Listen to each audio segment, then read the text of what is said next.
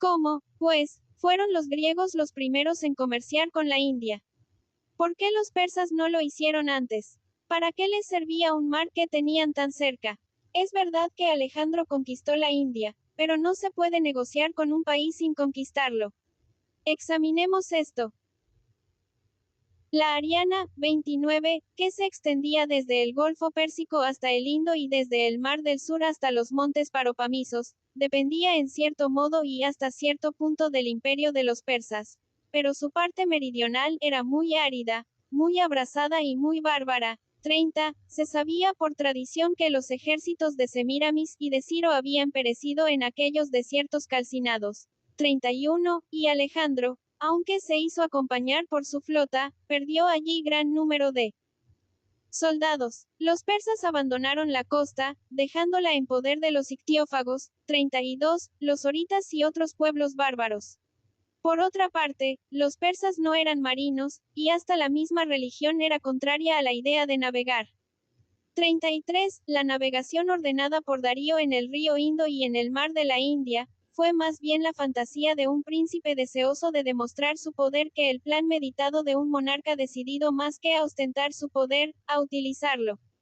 No resultó ventaja alguna de aquella tentativa, ni para el comercio ni para la navegación. Y si por un momento se salió de la ignorancia, fue para recaer en ella. Hay más aún. Era cosa admitida, aún antes de la expedición de Alejandro, que la parte meridional de la India era inhabitable. 34. Idea fundada en la tradición de que Semíramis había vuelto de allí con 20 hombres y Ciro con 7 nada más. Entró Alejandro en la India por el norte. Su intención era marchar hacia el oriente, pero encontró hacia el sur tantas naciones, tantas ciudades, tantos ríos, que emprendió su conquista y la efectuó. Entonces formó el proyecto de unir la India con el occidente por el comercio marítimo, como ya lo había hecho por las colonias terrestres. Mandó construir una flota en el Hidaspes, bajó por este río, entró en el Indo y navegó por él hasta la desembocadura. Dejando el ejército y la flota, penetró él mismo con algunos barcos en el mar, reconoció la costa y señaló todos los sitios. 27. ESTRABON, libro 15. 28. Herodoto, Inmelpomene 29. ESTRABON, libro 15. 30. Ariana Regio Ambusta Fervoribus, Desertisque Circundata.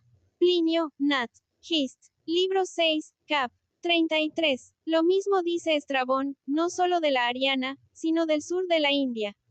31. ESTRABON, libro 15. 32. Plinio, libro 6. ESTRABON, libro 15. 33. Para no mancillar los elementos, no navegaban por los ríos.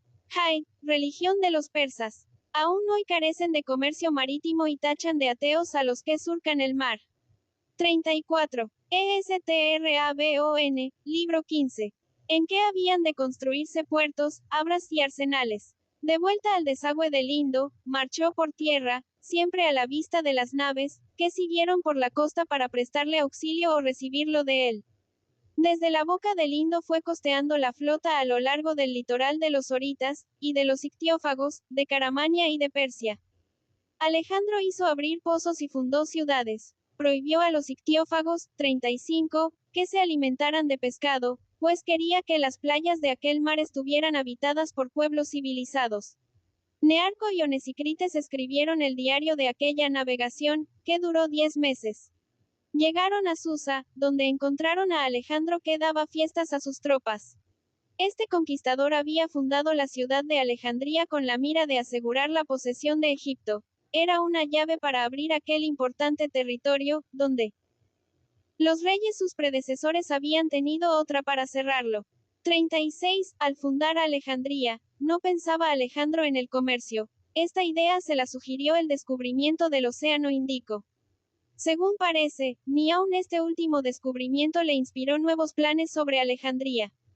Es verdad que tenía el propósito de establecer el comercio entre las partes occidentales de su imperio y la lejana India, pero no pudo pensar en hacerlo por Egipto, porque le faltaba mucho para conocerlo bien. Conocía el Nilo y había visto el Indo, pero no los mares de Arabia que están entre los dos. Al regreso de la India hizo construir nuevas flotas y navegó por el Euleo, al Tigris, el Éufrates y el Mar. 37. Destruyó las cataratas artificiales que habían hecho los persas en dichos ríos. Descubrió que el seno pérsico, 38, era un golfo oceánico.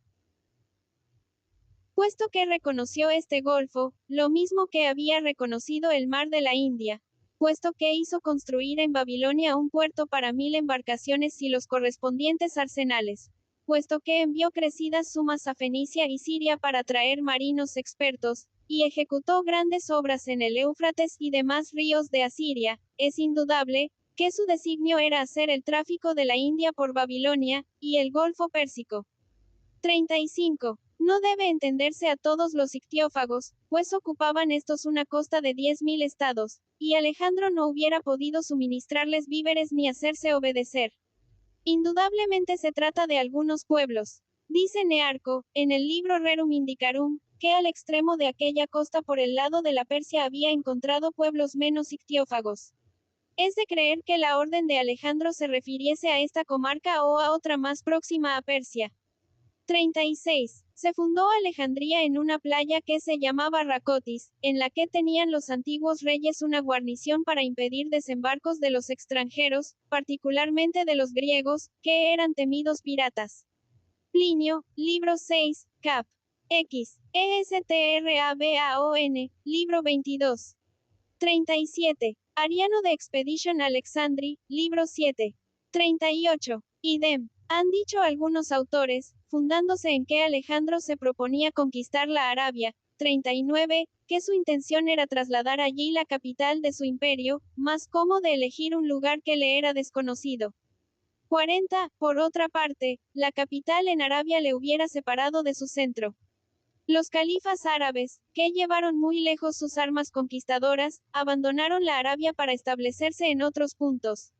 Capítulo IX. Del comercio de los reyes griegos después de Alejandro. Cuando Alejandro conquistó el Egipto, apenas se conocía el Mar Rojo y nada la parte del océano que se une a este mar bañando por un lado la costa de África y por otro la de Arabia. Aún bastante después no se creía posible dar la vuelta a la península arábiga. Los que habían intentado por uno y por otro lado habían tenido que renunciar al empeño. Se decía, 41, ¿cómo se ha de poder navegar al sur de las costas de Arabia, cuando el ejército de Cambises que atravesó por el norte la península pereció casi todo? ¿Cómo ha de ser posible, cuando sabemos que otro ejército enviado por Ptolomeo, hijo de Lago, en socorro de Seleuco Nicator, padeció penalidades sin número antes de llegar a Babilonia y tenía que marchar de noche por el calor excesivo? Los persas no conocían ningún género de navegación. Al conquistar Egipto, llevaron allí las ideas mismas que tenían en Persia. Tan refractarios eran a la navegación, que ni siquiera tenían conocimiento de las de los tirios, los idumeos y los judíos, ignoraban hasta las navegaciones del Mar Rojo.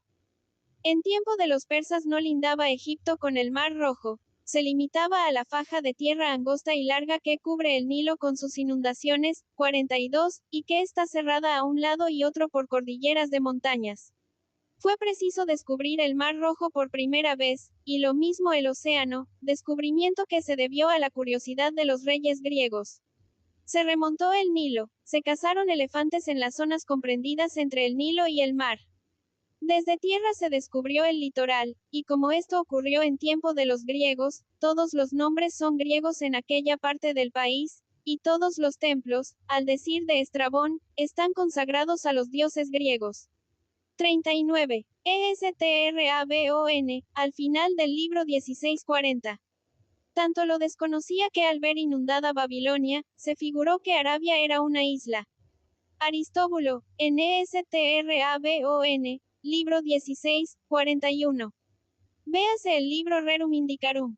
42. ESTRABON, libro 16. Los griegos de Egipto pudieron hacer un comercio muy extenso, eran dueños de los puertos del Mar Rojo. Tiro, la nación rival de cualquiera otra que fuera comerciante, ya no existía. No tropezaban con la dificultad de antiguas supersticiones, que en aquel país había inspirado miedo al mar y horror a los extranjeros. A la sazón era Egipto centro del mundo. Los reyes de Siria dejaron a los de Egipto el comercio de la India meridional, limitándose ellos al de la septentrional que se hacía por el Oxo y el mar Caspio. Se creía entonces que este mar formaba parte de Océano del Norte. 43, y Alejandro, poco antes de su muerte, mandó construir una flota para explorarlo y ver si comunicaba con el océano por el Ponto Eugino o por algún otro mar del lado de la India. Muerto Alejandro, tuvieron gran interés Seleuco y Antíoco en hacer la misma exploración y armaron una flota para ello. 44. La parte explorada por Seleuco se llamó Mar Seleucida. La reconocida por Antíoco se denominó Mar Antioquida. Atentos a los proyectos que tenían por aquel lado, no atendieron a los mares del sur, bien porque en el Mar Rojo dominaban ya los Ptolomeos, bien por haber notado la escasa afición de los persas al mar. La costa del sur de Persia no daba marinos, apenas si hubo allí unos pocos en los postreros días de Alejandro.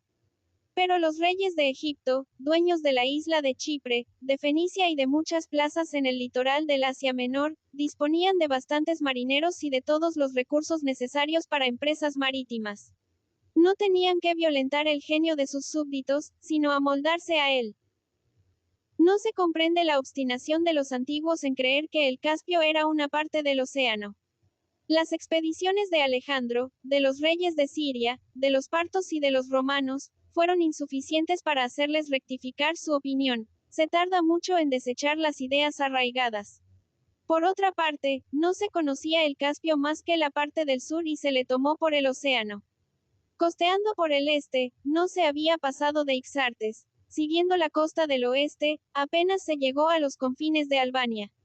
Hacia el norte se navegaba muy difícilmente por ser el fondo fangoso. Todo esto contribuyó a que no se comprendiera que el Caspio era un mar cerrado sin comunicación con el océano.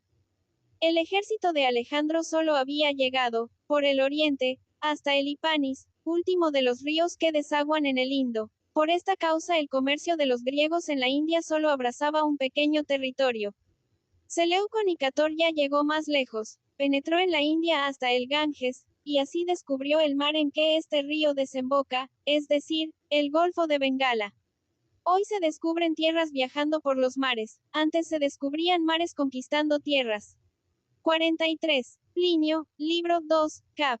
LXVII, y el libro 6, caps. IX y 13, ESTRABON, libro 11, Ariano de Expediciones Alessandri, libro 3. 44. Plinio, libro 2, cap. LXVII. Estrabón, 45, a pesar del testimonio de Apolodoro, parece poner en duda que los reyes griegos de Bactriana, 46, hubiesen avanzado más que Alejandro y Seleuco. Puede ser que hacia Levante no avanzaran más que Seleuco, pero lo hicieron por el sur, puesto que descubrieron Siger y algunos puertos del Malabar, lo que sirvió de origen a la navegación de que enseguida hablaré. Los reyes griegos, según nos cuenta Plinio, 47, tomaron sucesivamente 3 distintos derroteros para la navegación de la India. Primeramente iban del promontorio de Siagre a la isla de Patelena, que está en la boca del Indo. Era la ruta que siguió Alejandro. Después tomaron el camino más corto y más seguro, yendo desde el mismo promontorio a Siger. 48. Este Siger no puede ser otro sino el reino de Siger, citado por Estrabón, 49, y que fue descubierto por los reyes griegos de Bactriana. Al decir Plinio que este camino era el más corto, no lo diría por la distancia sino porque se andaba en menos tiempo, como que Siger está más lejos que Indo, puesto que lo descubrieron los reyes de Bactriana. Quiere decir que por él se acortaría la navegación, bien por evitarse el rodear ciertas costas, bien por aprovecharse determinados vientos. Por último, los mercaderes tomaron un tercer camino. Iban a Canes o a Ocelis, puertos situados en la salida del Mar Rojo, y desde allí, con los vientos de oeste, llegaban a Musiris y seguían a otros puertos. Se ve que en lugar de ir desde la salida del Mar Rojo a Siagre siguiendo la costa de la Arabia Feliz, se dejaban llevar directamente al este por los vientos monzones. Los antiguos navegantes no se apartaban de las cosas sino cuando podían aprovechar los monzones o los alisios, que eran una especie de brújula para ellos. Plinio dice también que se zarpaba de la India a mediados del verano y se regresaba a fines de diciembre o principios de enero. Esto se halla conforme con los diarios de navegación de los marineros modernos. En aquella parte del mar de la India, esto es, entre la costa oriental de África y el Ganges, hay dos monzones. El uno, el del oeste, empieza al final de agosto o en septiembre. El otro, el de Levante, principia en enero. Por eso en nuestro día se sale de África para Malabar y se vuelve de Malabar a África en las mismas épocas que lo hacían las flotas de Ptolomeo. La de Alejandro tardó 7 meses en ir de Palate a Susa. Emprendió su viaje en el mes de julio, es decir, en una estación en que actualmente no se atreve ningún barco a hacerse a la mar para volver de la India. Entre uno y otro monzón hay un periodo de tiempo durante el cual reina el norte, levantando recios temporales. 45. Libro 15. 46. Los macedonios de Bactriana, de la India y de la Ariana, al separarse de Siria, formaron un gran estado. 47. Libro 6. Cap. 23. 48. Idem, idem. 49. Sigertidis Regnum, libro 11. Dura el mal tiempo desde junio hasta agosto. Como la flota de Alejandro zarpó en julio, tuvo que luchar con las borrascas, y el viaje fue tan largo porque navegaba contra el viento. Puesto que se partía de la India, según Plinio, a fines del verano, se emplearía el tiempo del cambio de monzón en hacer la travesía del Mar Rojo. Os suplico ahora que notéis cómo se fue perfeccionando poco a poco la navegación. La ordenada por Darío para bajar por el Indo para ir luego al Mar Rojo, duró 2 años y medio. 50. La flota de Alejandro, que descendió igualmente por el Indo, llegó a Susa a los 10 meses, 51, 3 por el Indo y 7 por el mar. Andando el tiempo, se hizo la travesía de Malabar al Mar Rojo en 40 días no más. Estrabón, dándose cuenta de la ignorancia en que se estaba respecto a los países comprendidos entre el Ipanis y el Ganges, dice que muy pocos de los navegantes que iban de Egipto a la India se aventuraban a llegar al Ganges. En efecto, no llegaban al citado río, sino que, aprovechando el monzón del oeste, iban desde la boca del Mar Rojo a la costa índica de Malabar. Negociaban en aquellas factorías y no rodeaban la península por el Cabo Camorín para visitar la costa de Coromandel. El plan de navegación de egipcios y romanos exigía que se volviera en el mismo año al punto de partida. No era posible, pues, que el comercio de griegos y romanos con la India alcanzara la extensión del nuestro, ya que ellos desconocían los inmensos países que nosotros conocemos. Hoy traficamos en todos los pueblos indios y hasta navegamos por su cuenta. Pero hacían este comercio con más facilidad que nosotros, y si hoy no se comerciara más que en la costa de Gusarate y Malabar, si no fuéramos a las islas del sur, contentándonos con los productos que los mismos isleños nos trajeran, sería mejor el camino de Egipto que el Cabo de Buena Esperanza. Así dice Estrabón, 52, que se comerciaba con los pueblos de la Trapovana. Capítulo X. Circunnavegación del continente africano. Sabemos por la historia que antes del descubrimiento de la brújula se intentó 4 veces dar la vuelta al África. Unos fenicios enviados por Neco, 53, y por 50. Heródoto, en Melpomene. 51. Plinio. Libro 6, cap. 23. 52. Libro 15. 53. Heródoto, libro 6. Neco se proponía conquistar. Eudoxio, 54, huyendo de la cólera de Ptolomeo Lalturo, salieron del Mar Rojo y lograron su objeto. Sataspe, 55, en tiempo de Jerjes, y Janón, comisionado por los cartagineses, partieron de las columnas de Hércules y fracasaron. El problema de dar vuelta al África se reducía a descubrir y doblar el Cabo de Buena Esperanza. Pero emprendiendo el viaje desde el Mar Rojo se encontraba el cabo mucho más cerca, la mitad, que saliendo del Mediterráneo. La costa oriental de África, esto es, la que va del Mar Rojo al cabo, es más salubre que la otra, es decir, la que va del cabo a las columnas de Hércules. 56. Para que pudieran descubrir el cabo los que navegaban por el occidente fue necesario el invento de la brújula, con la cual se podía apartarse de la costa, engolfarse en el océano inmenso y navegar con rumbo a la isla que llamamos hoy de Santa Elena o bien hacia la costa del Brasil. Era por lo tanto muy posible que se fuera del Mar Rojo al Mediterráneo. 57. Así, pues, en lugar de dar el gran rodeo que hacía el regreso imposible, era muy natural que se hiciera por el Mar Rojo el comercio del África Oriental y por las columnas de Hércules de la costa occidental. Los reyes griegos de Egipto descubrieron en el Mar Rojo la parte de la costa de África que va desde el fondo del Golfo, donde está situada la ciudad de Erum, hasta Dira, en el estrecho que hoy llamamos de Bab el-Mandeb o de la Muerte. Desde allí hasta el promontorio de los Aromatas, 58, no lejos de la entrada del Mar Rojo, la costa no estaba reconocida por los navegantes. 59, así se desprende con toda claridad de lo que dice Artemidoro. 60, quien asegura que se conocían los lugares de la costa, pero no las distancias, lo que provenía sin duda de haberse ido por tierra a los distintos puertos, sin haberlo hecho por mar de unos a otros. Más allá del citado promontorio, toda la costa era desconocida, lo sabemos por Eratóstenes y Artemidoro. 61. Tales eran los conocimientos que se tenían de las costas africanas en tiempo de Estrabón, es decir, en la época de Augusto. Pero después del citado emperador descubrieron los romanos los promontorios Raptum y Prasam, de los cuales no. 54. Plinio, libro 2. Pomponio Mela, libro 3, cap. IX 55. Herodoto, en Melpomene. 56. Añádase a esto lo que diré en el cap. Si respecto al peripio de Janón. 57. En el océano Atlántico reina un viento nordeste en los meses de octubre, noviembre, diciembre y enero. Se pasa la línea, y para eludir el viento general del este, se pone la proa al sur, o bien se buscan en la zona tórrida los vientos del oeste. 58. El extremo o punta más oriental de África, hoy Cabo Guardafui. 59. Los antiguos llamaban seno arábigo al Mar Rojo, y Mar Rojo a la parte del océano más cercana a dicho seno. 60. ESTRABON, libro 16. Habla Estrabón, por no tenerse aún noticia alguna de ellos. Bien se ve que ambos nombres son latinos. Ptolomeo el geógrafo vivió en tiempo de Adriano y Antonio Pío. Poco tiempo después vivió el autor del periplo de la mar Eritrea, fuese quien fuera.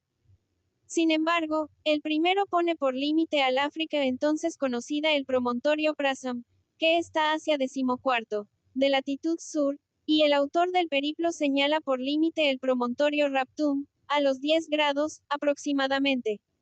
Es de suponer que el último tomara por límite un lugar a donde se iba, y el primero, otro al que no se iba. Lo que se afirma en esta suposición, es que los pueblos de las cercanías del Prasam eran antropófagos.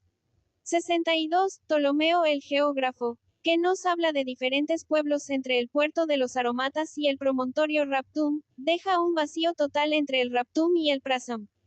Los grandes provechos que proporcionaban la navegación al litoral de la India, debieron ser causa de que se abandonara poco a poco la navegación a la costa de África. Los romanos, por su parte, no tuvieron nunca navegación seguida en esta costa.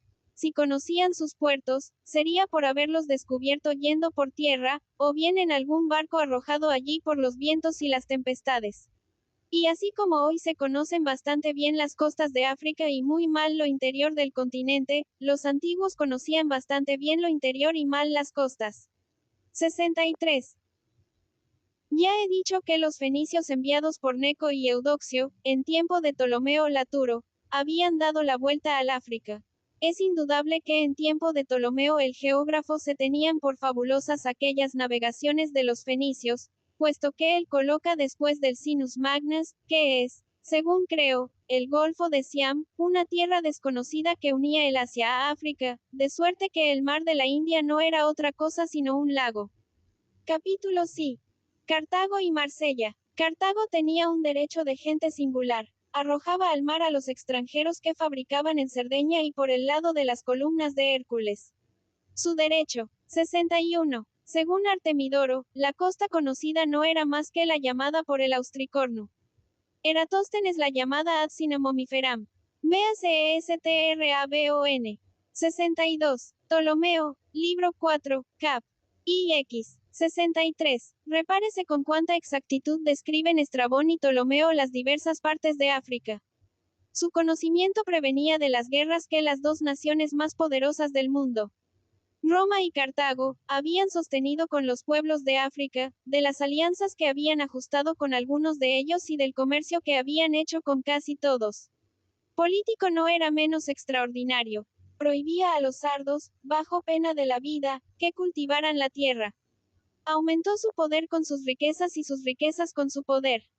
Dueña de la costa de África en el Mediterráneo, se extendió luego por la del Atlántico.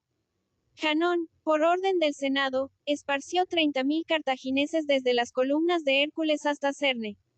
64. Dice Hanón que este lugar está a igual distancia de las columnas de Hércules que estas de Cartago.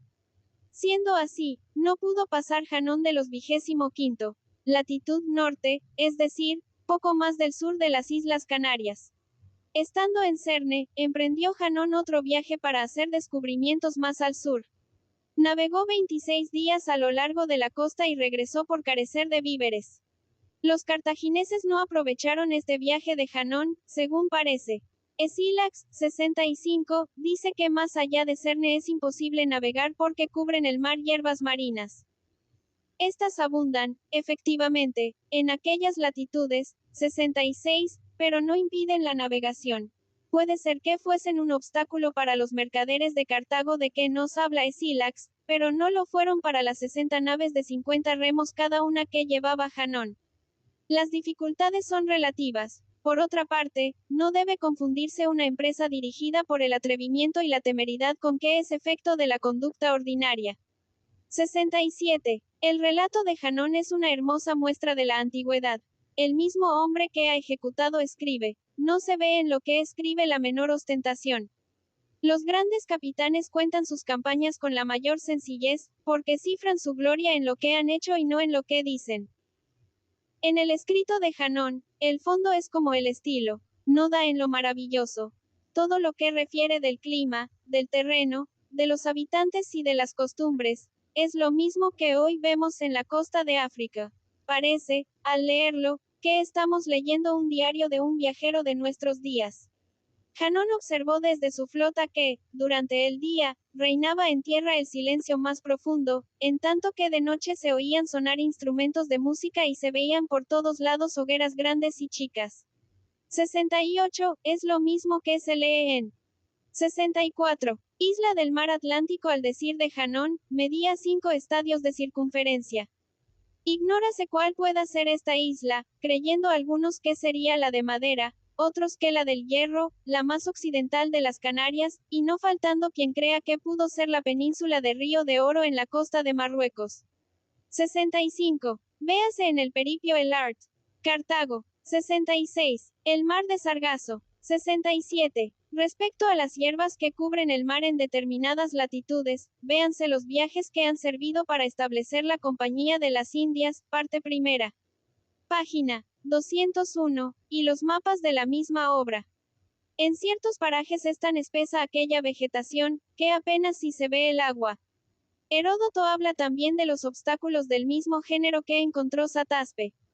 68. Lo propio cuenta Plinio hablando del monte Atlas. Noctibus micare crevis ignibus, tibiarum cantu, timpanорumque sonitos trepere, neminem interdius CERNL.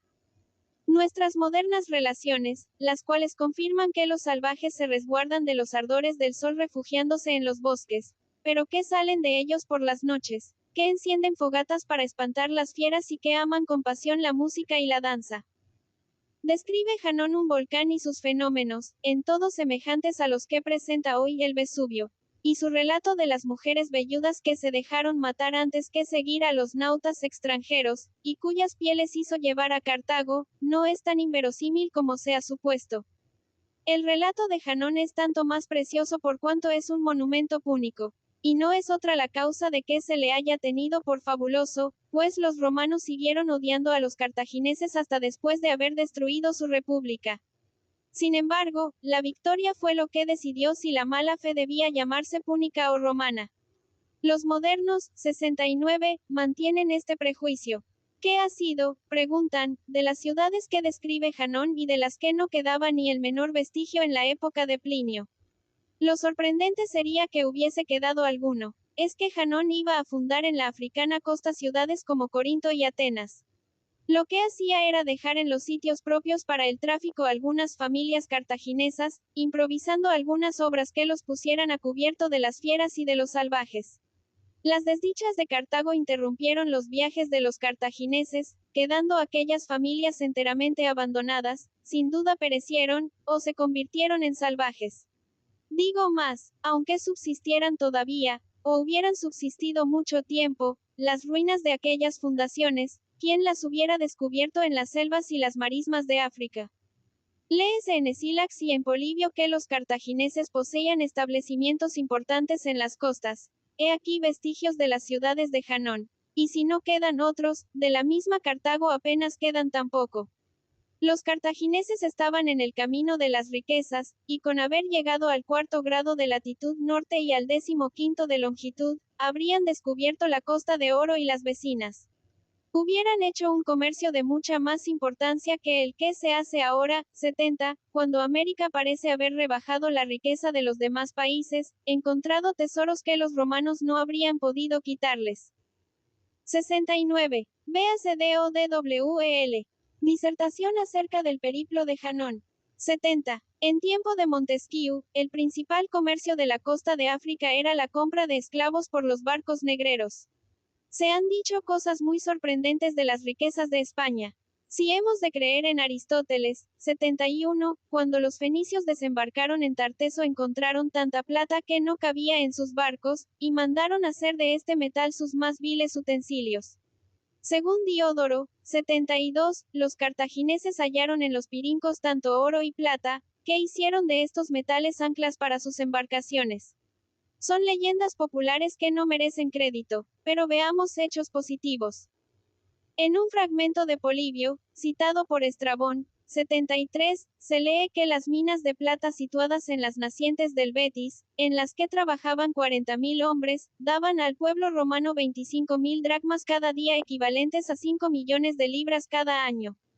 Las tierras en que estaban aquellas minas se llamaban Montes de la Plata, 74, siendo por lo tanto el Potosí de aquellos tiempos. Las minas de Hannover, en la actualidad, no emplean ni la cuarta parte de los trabajadores empleados en las minas de España, y dan mayor producto.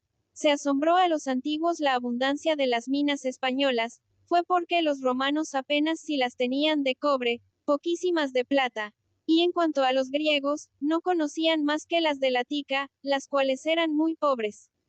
Durante la Guerra de Sucesión de España, un tal Marqués de Rodas de quien se decía que se había arruinado en las minas y enriquecido en los hospitales, 75, propuso a la corte de Francia abrir las minas de los Pirineos. Citaba a los tirios, a los cartagineses y a los romanos. Se le permitió buscar. Buscó por todos lados, hizo excavaciones y continuó haciendo citas, pero no halló nada. Los cartagineses, dueños del comercio del oro y de la plata, quisieron serlo también del comercio del plomo y del estaño. Estos metales eran llevados por tierra, a través de las Galias, a los puertos del Mediterráneo. Y deseosos los cartagineses de recibirlos directamente por mar, enviaron a Himilcón a establecer factorías, 76, en las islas Casitérides. 77. Estos viajes desde la Bética a la lejana Albión han hecho pensar si los cartagineses conocerían la brújula. Pero es probable que fueran costeando, mejor dicho, es evidente, puesto que Himilcón tardó 4 meses en ir desde la desembocadura del Betis a las mencionadas islas. 71. De las cosas maravillosas. 72. Libro 6. El autor cita el libro sexto de Diodoro, y no hay en Diodoro semejante libro sexto. Es en el 5.º libro, donde habla Diodoro no de los cartagineses, como dice Montesquieu, sino de los fenicios. Voltaire. 73. Libro 3. 74. Mons Argentarius. 75. Había sido administrador o director de algún hospital. 76. Véase Festo Avieno. 77. Las Orlingas, pero no falta quien crea que se trata de la costa occidental de Galicia, donde hubo minas de estaño. Y no hablemos de la famosa historia del piloto de Cartago, que al ver un barco romano hizo encallar el suyo para no enseñarle al otro el camino de Inglaterra, 78, lo que demuestra que ambos barcos navegaban cerca de la costa. 79. Los antiguos pudieron hacer viajes por mar que creer que poseían la brújula, aunque no la conocieran. Si un piloto perdía de vista la costa, bien podía, en tiempo claro, guiarse de día por la salida y por la puesta del sol, de noche por la estrella polar, también como por la brújula. Pero esto sería un caso fortuito, no lo normal. Se ve en el tratado que puso fin a la Primera Guerra Púnica el interés de Cartago por conservar el dominio de los mares, igual que el de Roma por conservar el dominio de la tierra. Janón, 80, al negociar con los romanos, declaró que no les consentirá ni lavarse las manos en los mares de Sicilia, mucho menos comerciar en Sicilia, Cerdeña y África, exceptuando Cartago.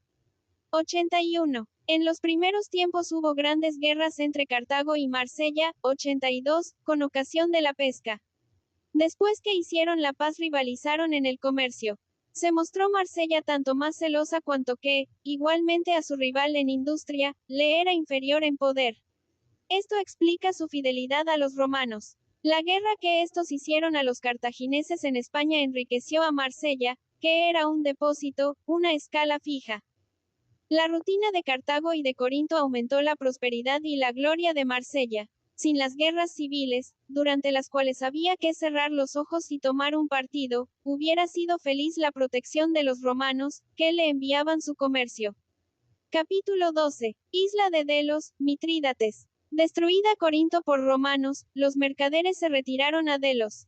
Esta isla se consideraba lugar seguro, 83, por la veneración religiosa que inspiraba. Y la recomendaba también su situación, favorable al comercio de Italia y de Asia, el más importante cuando decayó el de África y disminuyó el de Grecia. 78. ESTRABON, libro 3, al final. 79. El Senado cartaginés otorgó un premio al piloto. 80. Tito Livio, suplemento de Freixemo, segunda década, libro 6. 81. Esta protesta la hizo Janón 23 años antes, no al firmarse la paz, sino cuando ambas naciones se preparaban para hacerse la guerra. Crevier, 82. Justino, libro 53, cap. V. 83. Véase ESTRABON, libro X. Desde los primeros tiempos, lo hemos dicho ya, los griegos mandaron colonias a la Propóndita y al Ponto Euxino, las cuales conservaron sus leyes y su libertad. Bajo el dominio de los persas, Alejandro, que solamente combatía a los bárbaros, no las atacó. 84, ni tampoco sabemos que los reyes del Ponto, cuando ocuparon algunas de aquellas colonias griegas, las privaran de su régimen político. 85. El poder de estos reyes aumentó cuando las hubieran sometido.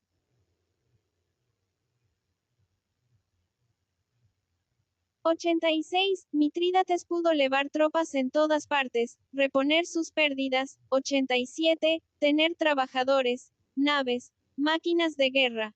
Pudo tener aliados y corromper a los de los romanos, y aún a estos mismos. Pudo tener y tuvo a sueldo a los bárbaros de Asia y de Europa. 88. Guerrear mucho tiempo y, por consecuencia, disciplinar sus tropas, armarlas, aguerrirlas, hacerlas aprender el arte militar de los romanos. 89. Formar cuerpos numerosos de desertores enemigos. Por último, pudo tener grandes reveses y pérdidas, muy grandes sin darse por vencido. Y ciertamente no hubiera sucumbido, si el rey no hubiera deshecho en la prosperidad lo que el príncipe había hecho en los sinsabores de la lucha y en los malos trances de la guerra.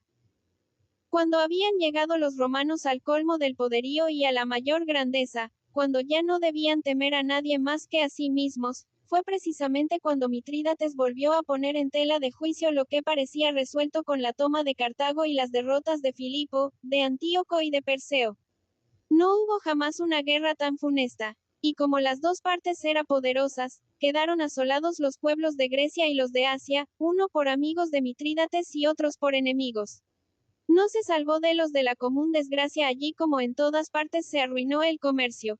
Era forzoso que quedara destruido, puesto que destruidos estaban ya los pueblos. Siguieron los romanos el sistema de que ha hablado en otra parte. 90. El de ser destructores para no parecer conquistadores. Destruyeron Cartago, arruinaron a Corinto y se habrían perdido, quizá, con semejante sistema si no hubieran conquistado todas las tierras conocidas, cuando los reyes del Ponto se apoderaron de las colonias griegas de su litoral, no incurrieron en el error de destruir lo que debía ser la base de su engrandecimiento. 84. Lo que hizo fue confirmar la libertad de la ciudad de Amiso, colonia ateniense, que había gozado de un gobierno popular aún en tiempo de los reyes de Persia. Y Lúculo, que tomó a Sinope y Amiso, les devolvió la libertad, llamando a los fugitivos habitantes que se habían ido en sus embarcaciones. 85. Apiano, de la guerra contra Mitrídates. 86. Véase lo que dice Apiano sobre los tesoros que gastó Mitrídates en sus guerras, los que había ocultado, los que perdió por infidelidades de los suyos y los que se encontraron después que murió. 87. Perdió una vez 160.000 hombres y enseguida levantó nuevos ejércitos. 88. Véase Apiano, de la guerra contra Mitrídates. 89. Idem. 90. En las consideraciones sobre la grandeza y decadencia de los romanos. Capítulo 13. Ideas de los romanos respecto a la marina. Gran importancia daban los romanos a las tropas de tierra, cuyo espíritu era mantenerse firmes, pelear con tesón y defender su puesto hasta morir. No estimaban la táctica de los marinos, que presentan combate, sortean peligros, se valen, en fin, de la astucia más que de la fuerza. No estaba nada de esto en armonía con el genio de los griegos y mucho menos con el de los romanos. 91. Estos últimos, por consiguiente, no destinaban a la marina más que gentes ínfimas que no podían tener cabida en las legiones. Los marinos, en general, eran libertos. En nuestros días no tenemos tanta estimación para las tropas de tierra ni tanto menosprecio para las de mar. En las primeras ha disminuido el arte y ha aumentado en las segundas. Ahora bien, las cosas deben estimarse en proporción a la suficiencia que se necesita para hacerlas bien. Capítulo 14. Ideas de los romanos respecto al comercio. No se notaron nunca en los romanos de los ni envidias por causa del comercio. Combatieron a Cartago como nación rival, no como nación comerciante. Favorecieron a las ciudades mercantiles, aunque no se hallaran en su dependencia. Así aumentaron, con la cesión de algunas ciudades, la importancia de Marsella. Lo temían todo de los bárbaros, nada de los pueblos comerciantes.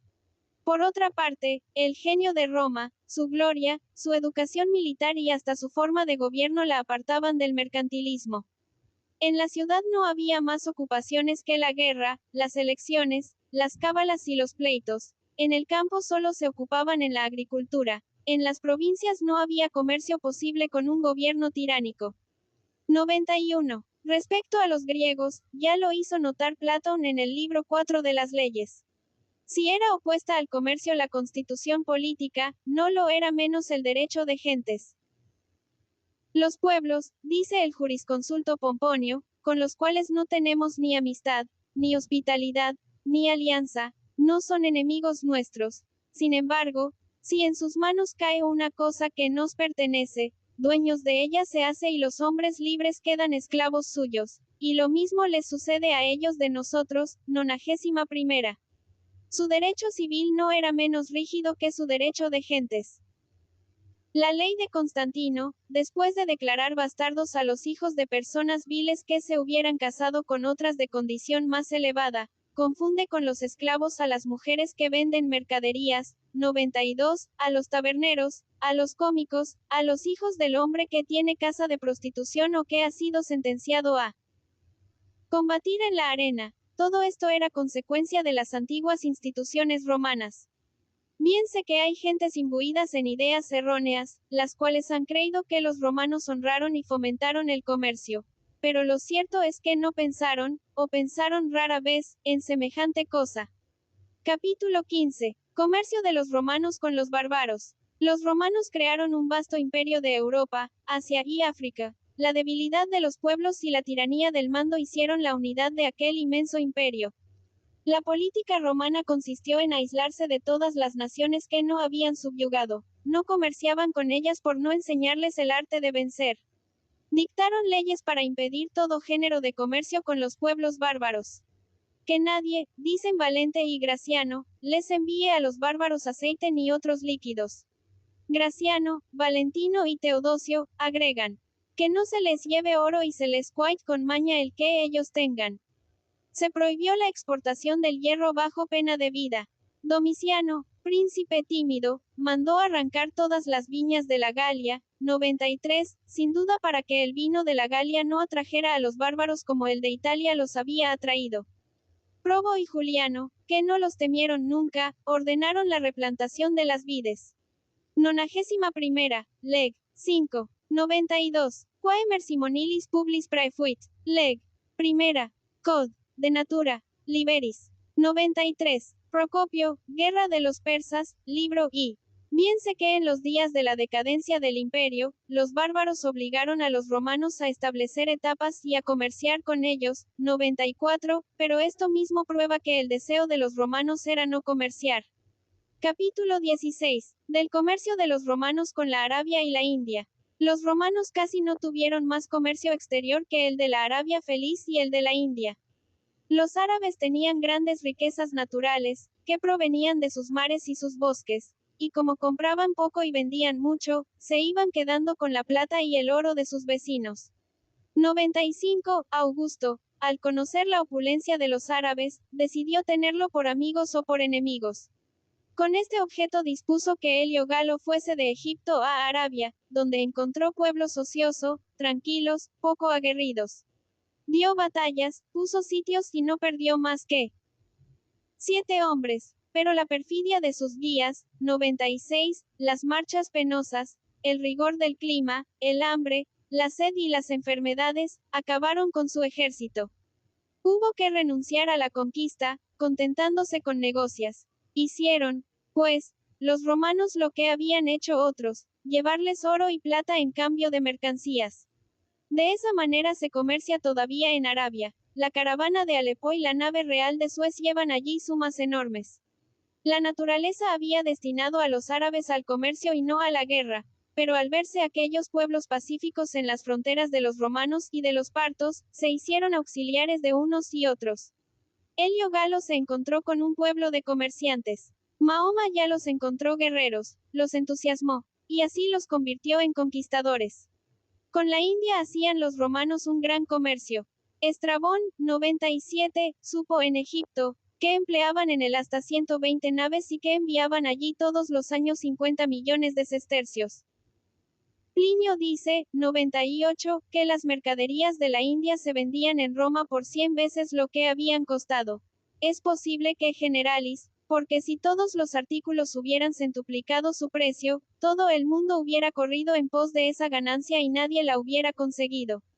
94. Véase las consideraciones sobre las causas de la grandeza de los romanos y de su decadencia. 95. Plinio, libro 6, cap.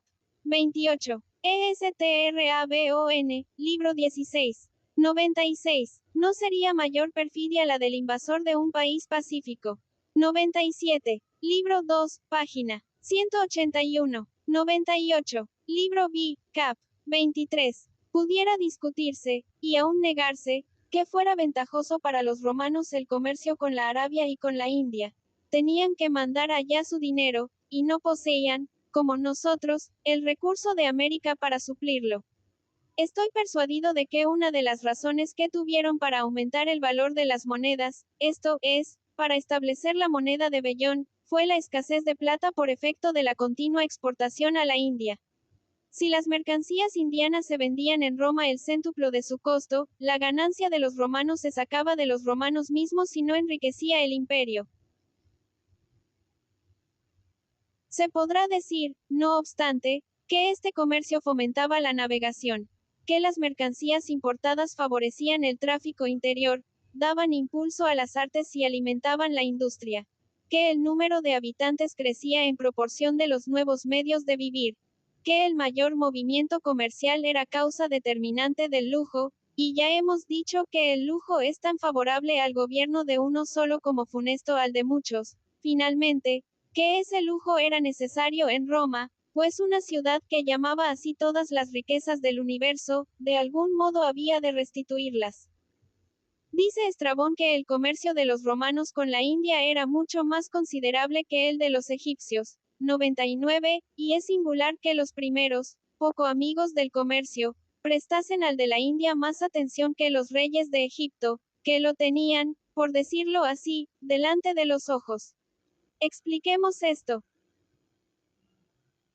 Después de la muerte de Alejandro, los reyes de Egipto establecieron por mar un comercio con la India, y los reyes de Siria, que se quedaron con las provincias más orientales del imperio y, por consiguiente, con la India, mantuvieron el tráfico de que hemos hablado en el capítulo 6, el cual se hacía por tierra y por los ríos, siendo mayores sus facilidades por la fundación de colonias macedónicas, de suerte que Europa se comunicaba con la India por Egipto y por el reino de Siria. La desmembración de Siria, cuando una parte de este reino formó el reino de Bactriana, en nada perjudicó a dicho comercio. Marín, de Tiro, citado por Ptolomeo, 100, habla de los descubrimientos que hicieron en la India unos mercaderes macedonios.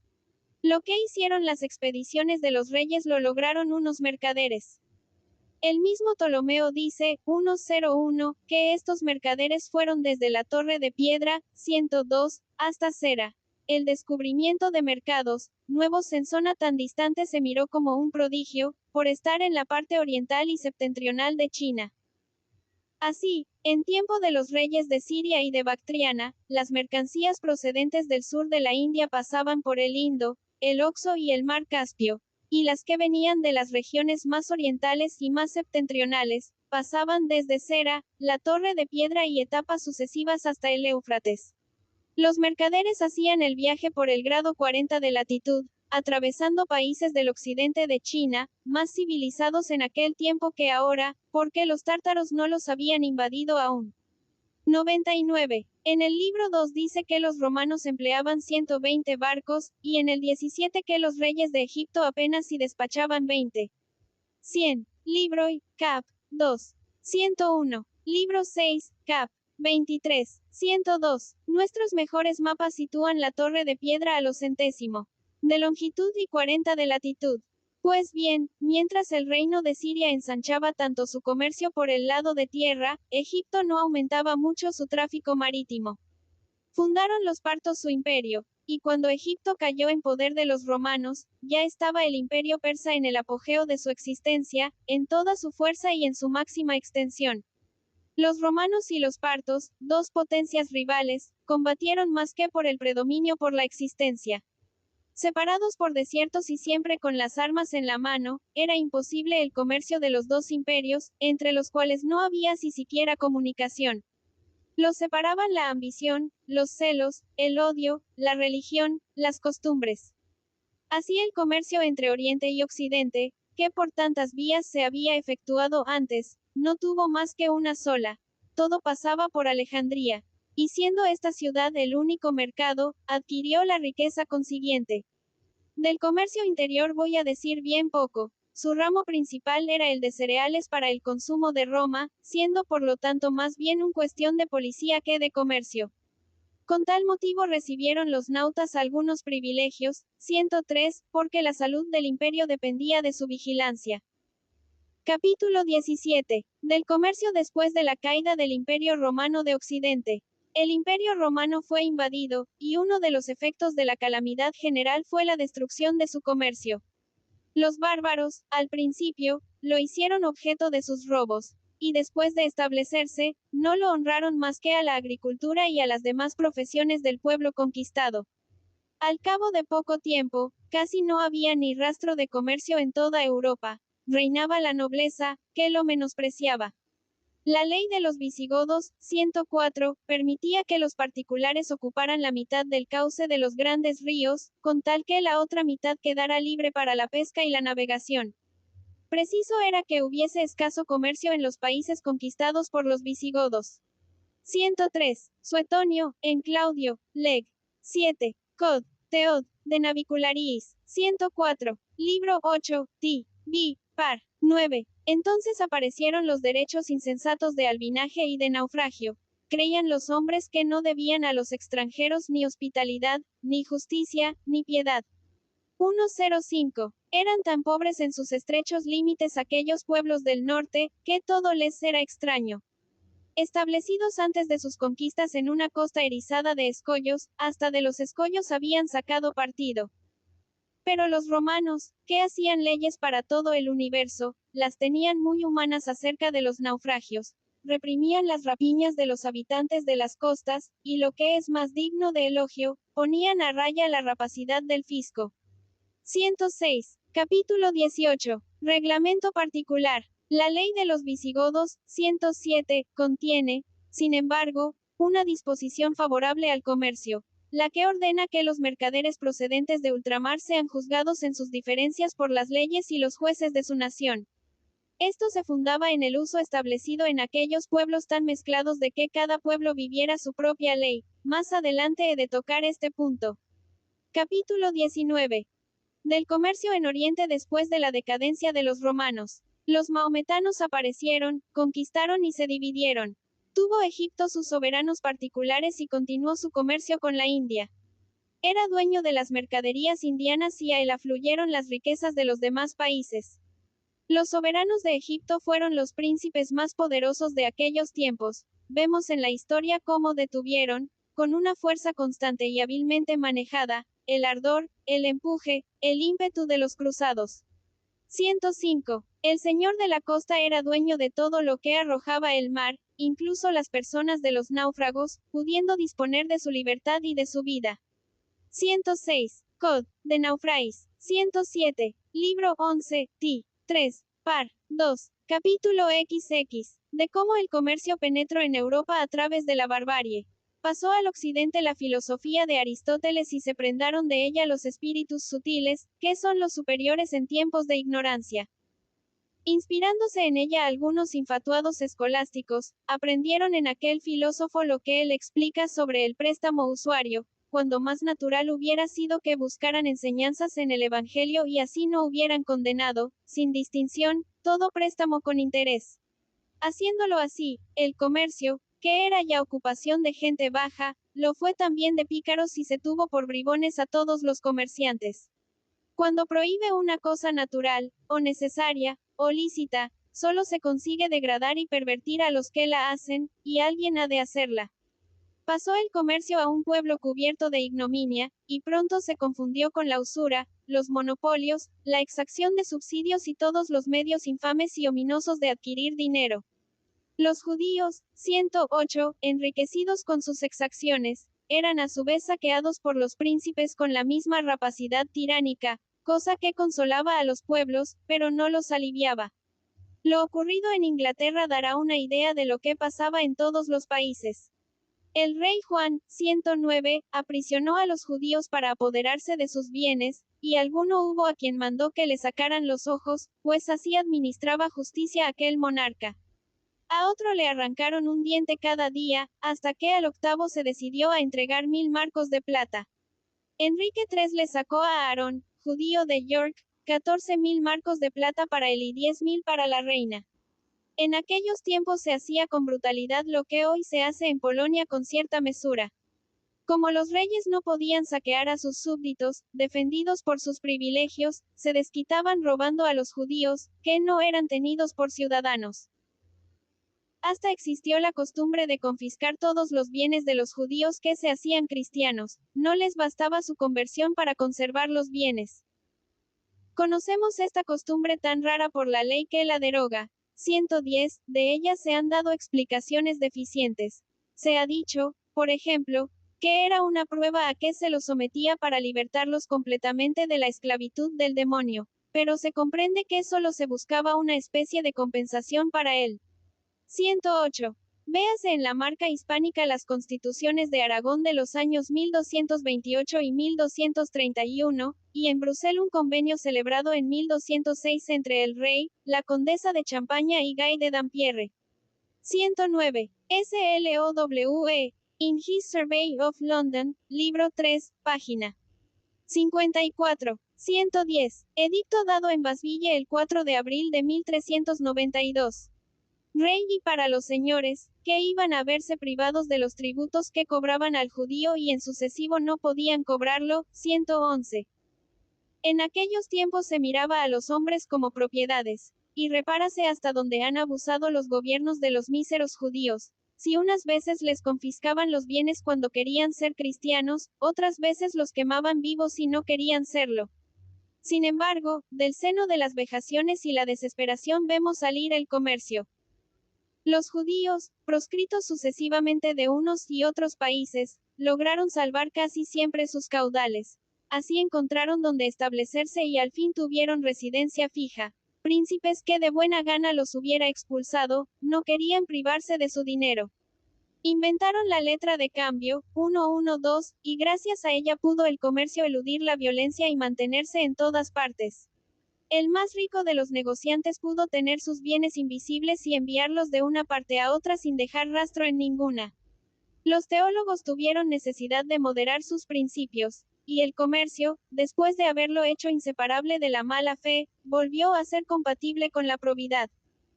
Debemos, pues, a las especulaciones de los escolásticos todas las desgracias, 113, que acompañaron a la destrucción del comercio. Como se debió a la avaricia de los príncipes el establecimiento de un recurso que, en cierto modo, está fuera de su poder. Desde entonces los príncipes se han visto obligados a conducirse con más prudencia de la que hubieran querido, como que la práctica de la arbitrariedad ha producido resultados tan funestos, que se ha adquirido la experiencia de que solamente la bondad del gobierno puede ser origen de la prosperidad. Los príncipes han empezado a curarse del maquiavelismo, tomando nueva senda por la que proseguirán. Hay ya más moderación en los consejos, los que se llamaban antes golpes de Estado, hoy no serían más que imprudencias, aún prescindiendo del horror que causan. 111. En Francia, los judíos eran siervos y los heredaban los señores. Bruselas ha citado un convenio de 1206, entre el rey y el conde de Champaña, en virtud del cual no podían los judíos del uno prestar en el territorio del otro. 112. Los judíos, expulsados de Francia en tiempo de Felipe Augusto y de Felipe el Largo, se refugiaron en Lombardía. Allí dieron letras de cambio a negociantes o viajeros, que secretamente las presentaron en Francia a los depositarios de los fondos judíos.